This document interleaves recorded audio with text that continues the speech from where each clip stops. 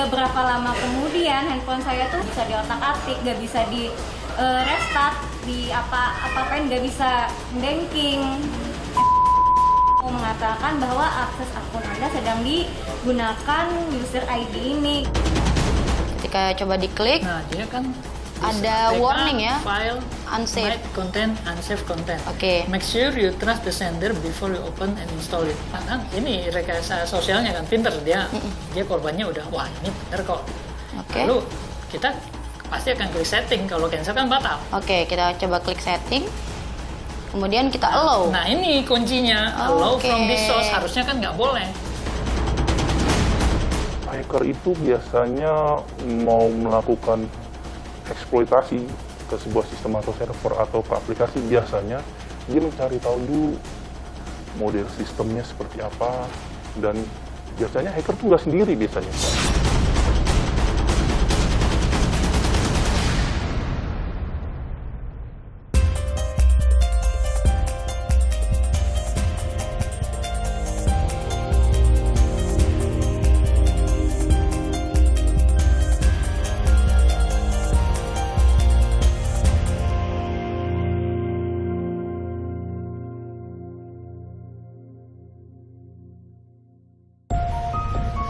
Modus penipuan tak ada habisnya. Terbaru, pelaku berpura-pura sebagai kurir paket lalu mengirim sebuah tautan ke aplikasi nomor WA mangsanya. Dalam sekejap, pelaku dapat menyikat habis saldo rekening korbannya. Kasus ini terjadi di sejumlah daerah. Bagaimana modus penipuan ini sebenarnya? Simak liputannya di Target.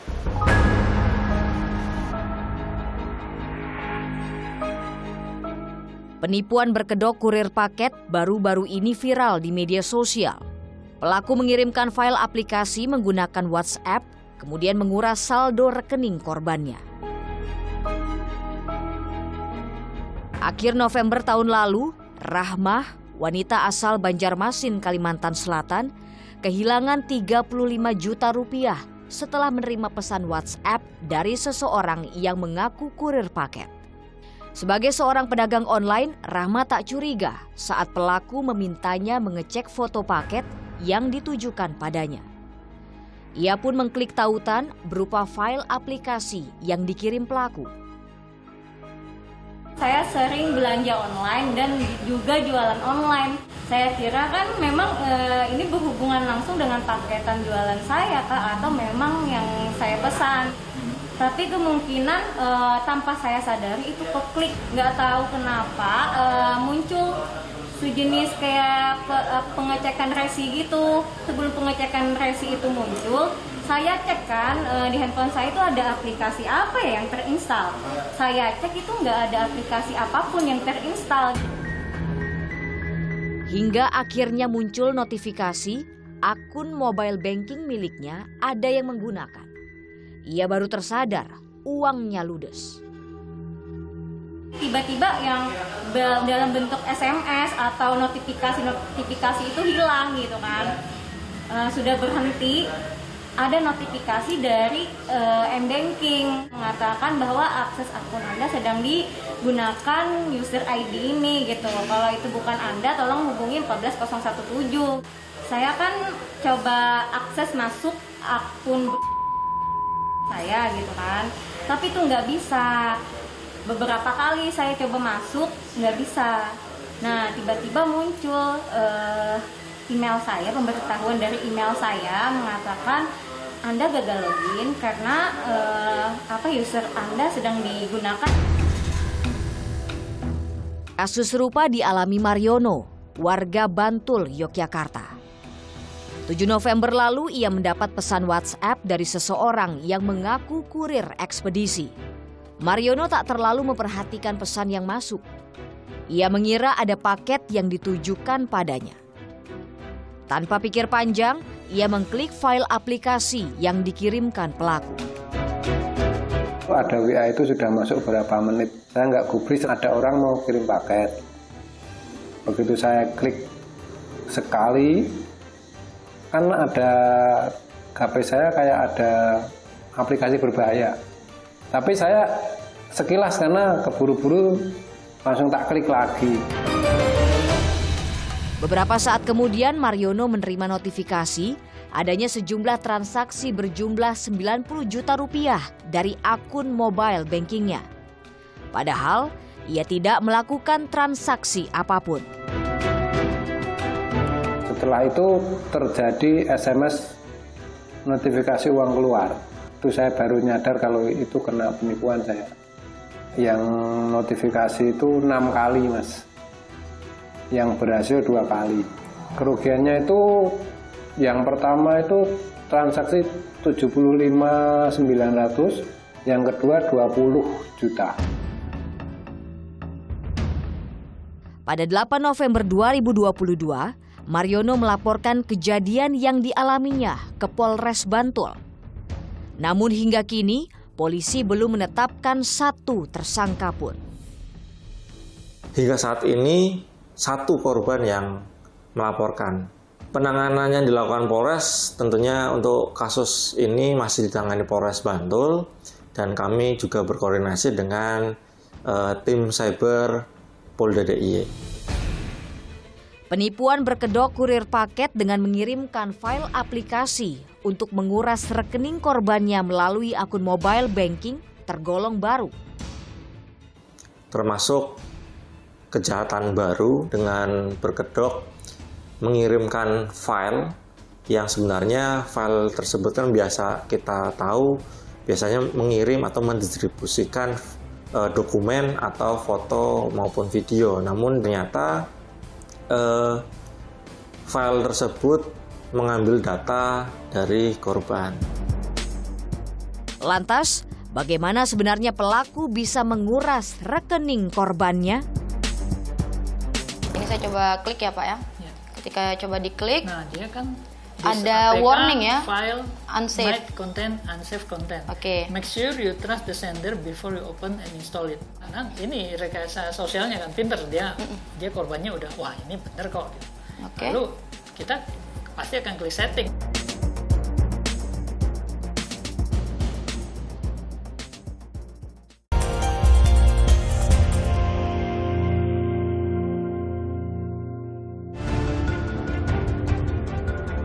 Demi memperdaya dan menggiring korban masuk dalam jebakan, pelaku penipuan melalui media sosial perpesanan terus memperbarui modusnya. Terbaru, pelaku mengirimkan file dalam format aplikasi berbasis Android atau biasa disebut file APK. Begitu diklik, aplikasi akan terinstal secara otomatis dan meretas HP korban. Menurut Alphonse Tanujaya, pengamat keamanan siber, aplikasi yang dikirim pelaku merupakan aplikasi pemindah data otomatis yang mudah didapat secara gratis. Pelaku memalsukan tampilan aplikasi tersebut hingga menyerupai situs resmi salah satu perusahaan ekspedisi. Mereka melihat adanya aplikasi, sebenarnya ini aplikasi open source dan aplikasi positif tidak negatif, SMS to Telegram. Bisa dipakai kalau kita terima SMS, kita mau SMS-nya otomatis dikirim ke Telegram kita gitu. Untuk memudahkan, ini banyak alat bantu lah yang bisa terbantu oleh aplikasi ini. Tetapi ini salah gunakan. Aplikasi itu dipalsukan sebagai aplikasi dari kurir.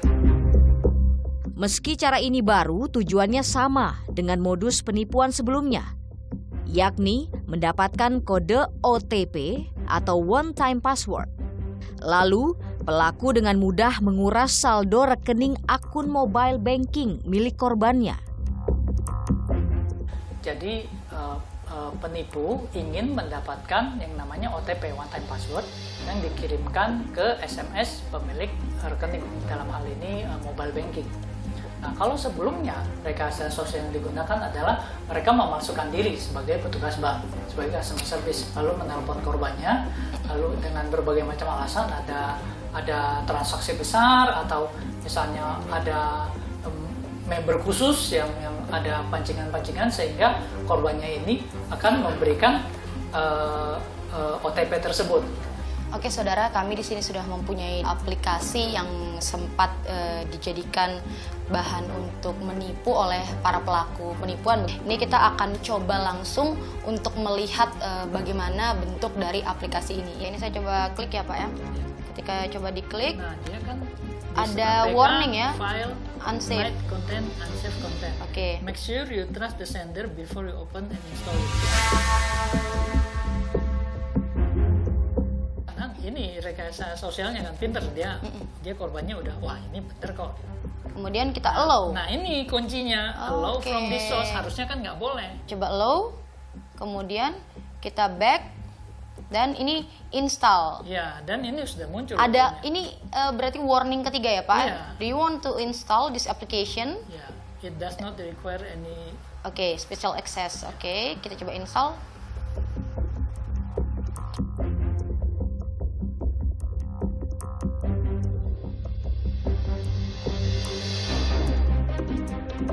Ceritanya mau ngecek, nah, dia akan memberikan tampilan. Ini sebenarnya ini ada virus, dia suruh untuk di skip. Ini sebenarnya HP ini ada antivirusnya. Oke, berarti. Kita yes saja. Oke, yes. Nah, dia akan muncul. Nah ini persetujuannya nih. Allow and view SMS ini kuncinya. Oke. Ini yang pencurian OTP-nya di sini. Ketika ini ditanyakan Kalau kita apakah allow, artinya aplikasi ini boleh mengakses SMS dari perangkat ini. Gimana sih tujuannya ya, SMS OTP itu? akses kepada aplikasi ini untuk membaca SMS berarti Pak ya? Betul. Oke. Nah, masih tanya lagi. Mau take picture and record video boleh nggak? Oke, kita coba allow lagi ya. Terus dia akses foto dan semua yang tersimpan di perangkat kita. Oke, kita coba allow lagi. Nah, ini ada validnya sampai 11 Desember. Ya. Itu udah lewat nih validnya. Nah, ini udah terjadi. Jadi kalau udah begitu, artinya SMS kita sudah bisa terbaca. Sudah bisa terbaca. Dalam kasus penipuan ini, para korban tak curiga. Pesan WhatsApp dari pelaku bertuliskan "lihat foto paket" hanyalah jebakan. Setelah korban mengklik tautan file ke dalam pesan tersebut, HP korban menunjukkan gejala aneh. Seperti yang dialami Mariono, HP miliknya sempat mati sesaat. Itu bukannya kita percaya mau menginstall aplikasi ya Mas? Itu tuh saya itu lihat ada paket mau dikirim ke saya. Jadi saya itu nggak ngeh kalau itu aplikasi. Jadi saya klik aja, saya nggak tahu kalau itu aplikasi seperti itu. Setelah install tuh biasa, tapi beberapa menit kemudian itu ngeblank, HP saya kayak putih gitu loh Mas, lap gitu, kayak kilat, tak perhatikan gitu. Sementara itu ponsel Android milik Rahmah tidak dapat dioperasikan selama beberapa detik setelah ia mengklik file APK tersebut. Saya balas kan chat kurir tersebut, ini apa ya? Apa maksudnya? Pesanan apa? Pesanan saya yang mana? Soalnya pesanan saya sudah datang semua kan. Nggak berapa lama kemudian handphone saya tuh rada-rada error kan, nggak bisa diotak-atik, nggak bisa di restart, di apa-apain, nggak bisa muncul notif SMS pulsa masuk ini. Tapi tiba-tiba yang dalam bentuk SMS atau notifikasi itu hilang. Modus penipuan melalui media sosial perpesanan terus berkembang mengikuti pola kebiasaan masyarakat. Saat ini tingginya aktivitas belanja online dimanfaatkan sebagai celah untuk melancarkan penipuan. Artinya, kemasan modus tersebut bisa berubah sewaktu-waktu. Jadi modus tadi berkembang sesuai dengan perkembangan zaman. Jadi yang modus sekarang yang terbaru adalah dengan memberikan aplikasi tapi kemudian melalui SMS atau lewat WA. Kalau dalam teori kriminologi namanya crime displacement. Jadi ada perubahan pola adaptasi dari pelaku potensial kejahatan tadi dengan menggunakan modus resi tadi, pengiriman barang secara online. Beberapa waktu lalu tim target menemui Greng Sparta, mantan peretas dengan pengalaman lebih dari 10 tahun. Ia mengaku seorang peretas selalu mencari celah pada suatu sistem keamanan. Biasanya, hacker tidak bekerja sendirian. Dibilang gampang, ya enggak juga sih. Biasanya kalau hacker itu biasanya mau melakukan eksploitasi ke sebuah sistem atau server atau ke aplikasi, biasanya dia mencari tahu dulu model sistemnya seperti apa, model aplikasinya seperti apa, struktur aplikasinya seperti apa. Nah, dia cari dulu di mana ada celahnya di aplikasi, nanti baru melakukan penetrasi, langsung dites gitu. Oh bener nih ada celah di sini. Dan biasanya hacker itu nggak sendiri biasanya, Mbak. Dia biasanya ada teman atau tim biasanya. Keamanan ponsel tergantung dari penggunanya. Mengklik tautan file dari sumber tak terpercaya berarti membuka jalan bagi pelaku kejahatan untuk menguasai ponsel milik pengguna. Dia tergantung dari si korban. Kalau dia install, ya cepet, langsung dia jalan, si hacker udah dipantau di laptopnya dia gitu. Bagaimana cara agar ponsel kita terlindungi dan akun mobile banking kita tak dibobol pelaku kejahatan?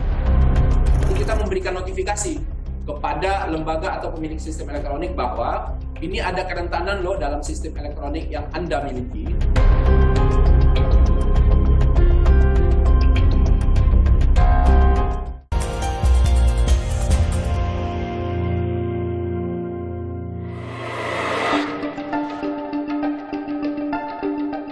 Pelaku penipuan berkedok kurir paket meretas ponsel dengan memanfaatkan kelengahan korban.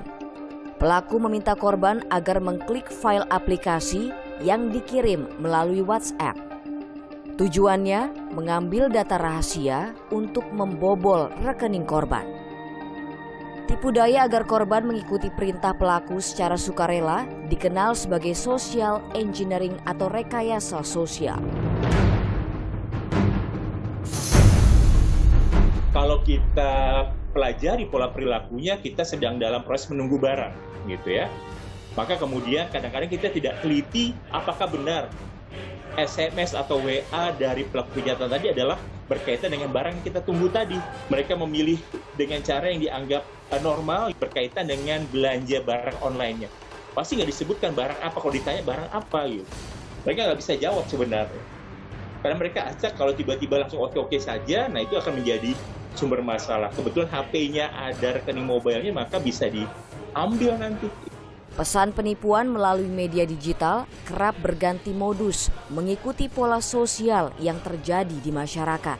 Berdasarkan survei Center for Digital Society, Universitas Gadjah Mada, 98% responden pernah menerima pesan penipuan digital, baik melalui SMS, media sosial, maupun aplikasi perpesanan.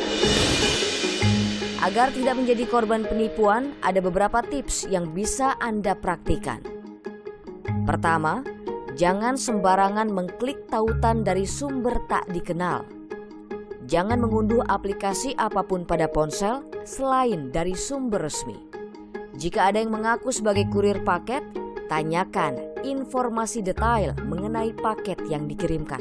Hindari menggunakan Wi-Fi publik untuk bertransaksi. Lalu, ganti password mobile banking Anda secara berkala. Terpenting, masyarakat harus lebih waspada terhadap berbagai modus penipuan. Masalahnya adalah modus ini modus terbaru nih. Ya, maka kemudian harus diwaspadai supaya nanti masyarakat tidak merasa kehilangan rekening atau uang yang ada di dalam mobile banking tadi gitu. Jadi harus sangat waspada, karena kalau tidak waspada risikonya uang Anda akan hilang seluruhnya atau sebagian.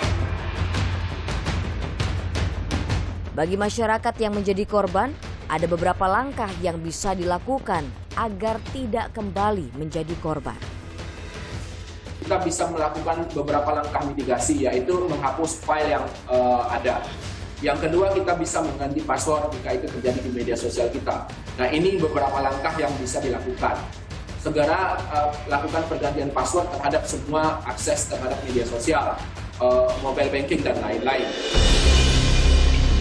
Pelaku penipuan juga memanfaatkan kerentanan pada sistem keamanan mobile banking. Kita memberikan notifikasi kepada lembaga atau pemilik sistem elektronik bahwa ini ada kerentanan loh dalam sistem elektronik yang Anda miliki, sehingga kita harapkan ini bisa diperbaiki. Dugaan kebocoran data bisa ditanggulangi lebih cepat dan lebih baik, sehingga data-data penting dalam sebuah sistem elektronik bisa diamankan Pihak perbankan diharapkan dapat mengenali modus-modus baru penipuan digital dan segera meningkatkan keamanan pada sistem mobile banking guna melindungi masyarakat. Dari institusi keuangan atau bank bisa belajar bahwa wah itu ada risiko. Mereka harus menambahkan satu sistem tambahan. Nah, disitulah bank bisa memberikan pengamanan baru. Tiap kali ganti telepon atau tiap kali ganti nomor telepon harus ke bank, ke customer service untuk ganti telepon. Nah, itu aman. Jadi walaupun username, kredensial, dan OTP itu bocor, tetap data nggak bisa diambil. Nah, hal itulah yang kami sarankan bank atau institusi keuangan untuk melakukan standar ini. Dan kami lebih sangat mengharapkan OJK, Otoritas Jasa Keuangan, sebagai pihak pengendali menerapkan standar minimal untuk mobile banking ini. Agar tidak jadi korban penipuan bermodus kirim file aplikasi melalui chat WA, Anda jangan sembarangan mengklik atau mengunduh kiriman file dari siapapun. Unduh aplikasi hanya dari sumber resmi dan jangan mudah percaya pesan dari orang yang belum Anda kenal.